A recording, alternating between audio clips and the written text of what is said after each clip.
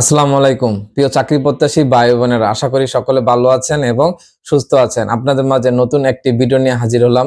আজকে আমি আলোচনা করব এনটিআরসি এর শিক্ষক নিবন্ধন নিয়ে। যারা শিক্ষক নিবন্ধন পাশ করে সনদ পেয়েছেন তাদের জন্য একটি খুশি সংবাদ। আপনারা ইতিমধ্যে আমার আগের ভিডিওতে জেনেছেন যে পঞ্চম গণবিজ্ঞপ্তি প্রকাশিত হবে শীঘ্রই। সেই লক্ষ্যে এনটিআরসি কর্তৃপক্ষ এমপিওভুক্ত কলেজগুলো থেকে এবং স্কুলগুলো থেকে তারা শূন্যপদের চাহিদা চেয়েছেন এবং সেই লক্ষ্যে তারা শূন্যপদের চাহিদা 12ই ফেব্রুয়ারি পর্যন্ত সংগ্রহ করবেন। সে সংগ্রহ করার পরে তারা ফেব্রুয়ারি মাসের মধ্যেই গণবিজ্ঞপ্তি পঞ্চম গণবিজ্ঞপ্তি প্রকাশ করবেন। আর এই পঞ্চম গণবিজ্ঞপ্তিতে প্রায় 50,000 শিক্ষক নিয়োগ দেবেন এনটিআরসি এর কর্তৃপক্ষ।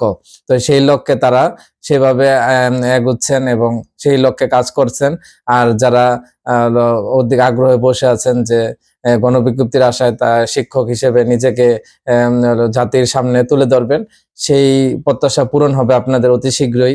আর সেই আশা পূরণ হোক এই ব্যক্ত করে আপনাদের মাঝ থেকে আমি বিদায় নিচ্ছি।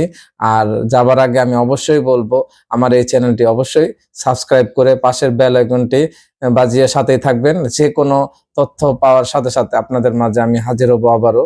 ধন্যবাদ।